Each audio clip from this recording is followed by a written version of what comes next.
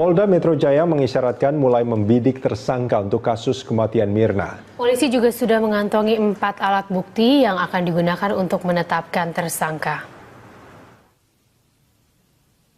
Polda Metro Jaya telah membidik tersangka untuk kasus kematian Mirna.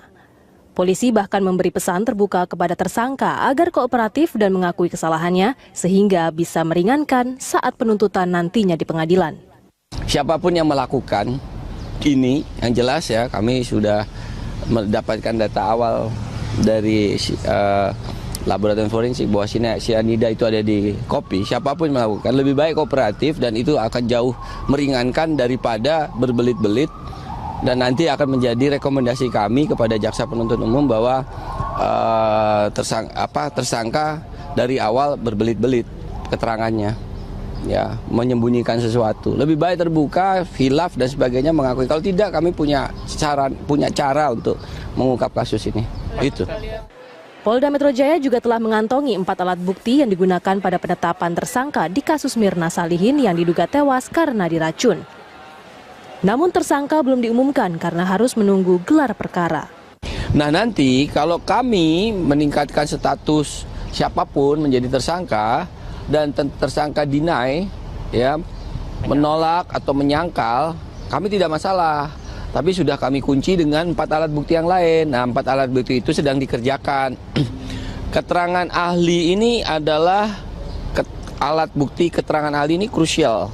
Kenapa krusial? Karena petunjuk-petunjuk yang kami miliki, barang bukti yang kami miliki adalah barang bukti mati. Kopi itu kan barang bukti mati, TKP barang bukti mati. Nah, supaya hidup, ya, kemudian dia harus dibicara, maka yang membuat itu bicara adalah ahli. Nah, ahli sudah kami periksa 2.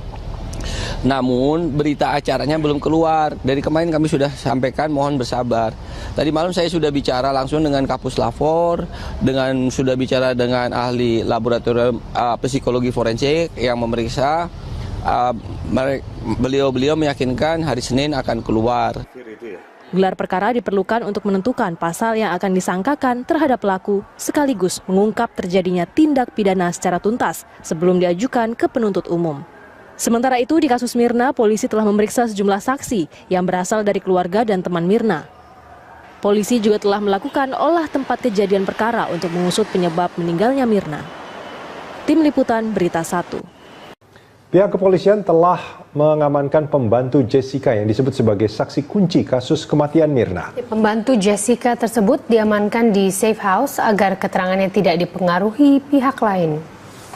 Orang tuanya menjemput, katanya, ya kalau gitu mau tinggal di mana, kita siapkan rumah aman buat yang bersangkutan atau tempat tinggal sementara. Bagaimana bekerja? Ya boleh dianggap bekerja di situ sebagai pembantu, tapi kegiatannya menunggu. Karena kenapa? Kalau dia pulang ke kampung, ini kan lagi proses pemeriksaan nih, bolak-balik dicari, nanti kan lama. Kampungnya jauh kalau nggak salah di Indramayu kalau nggak salah. Jadi yang bersangkutan bersedia. Orang tuanya mengetahui. Sementara kenapa? Karena yang bersangkutan khawatir keterangannya berubah nantinya, atau karena terpengaruh atau apa. Karena itu kan keterangannya cukup signifikan bagi kami, begitu. Presiden Joko Widodo rencananya akan menyaksikan laga final Piala Jenderal Sudirman di Stadion Gelora Bung Karno, Jakarta. Namun Presiden pagi tadi menikmati minggu pagi dengan berjalan-jalan di kota Solo, Jawa Tengah. Presiden Jokowi asyik menikmati salah satu hasil kebijakannya saat menjabat sebagai Wali Kota Surakarta, yaitu Car Free Day di Jalan Slamet Riyadi, Kota Solo. Car Free Day di jalan utama ini menjadi salah satu program unggulan saat Jokowi menjabat sebagai Wali Kota Surakarta. Presiden Jokowi berjalan kaki dari Gendengan hingga Bundaran Geladak atau sejauh kurang lebih 3 km.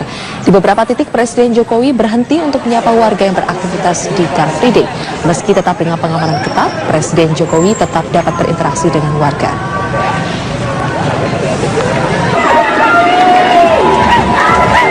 Demikian. Mirsa, perang terhadap narkoba terus dikibarkan aparat kepolisian. Sore tadi ratusan petugas gabungan dari Polres Metro Jakarta Barat menggerebek Kampung Ambon, Cengkareng, Jakarta Barat.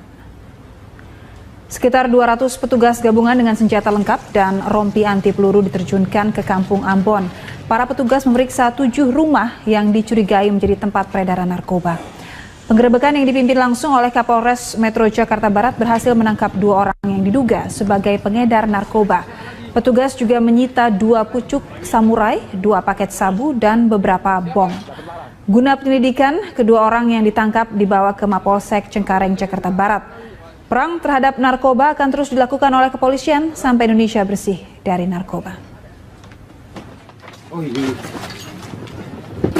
Itu bong itu.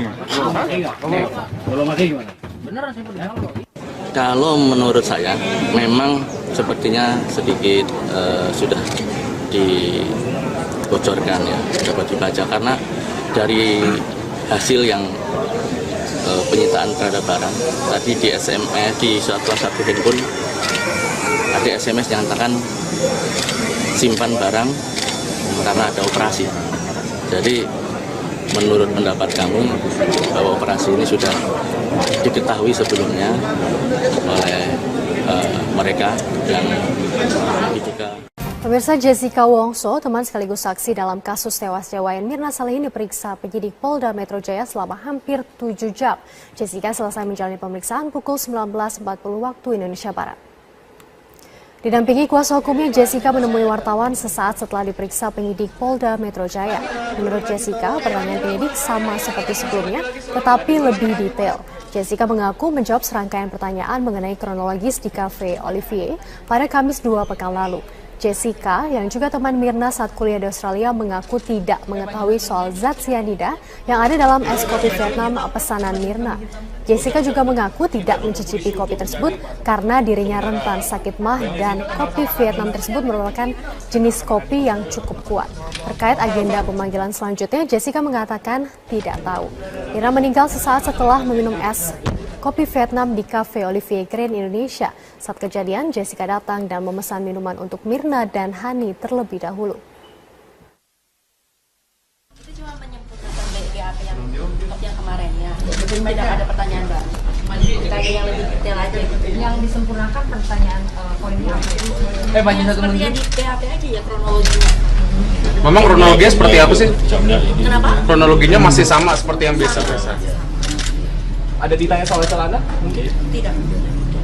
Tapi soal yang celana dibuang itu kamu emang... Oh, saya tidak bisa komen itu. Kalau polisi tidak tanya, saya tidak bisa.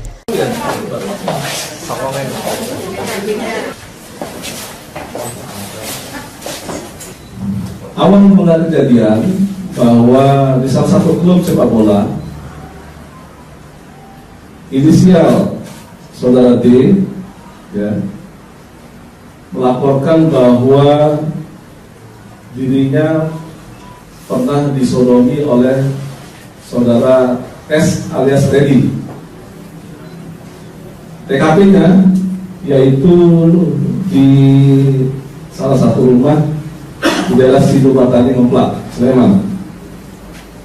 Modus operandi atau cara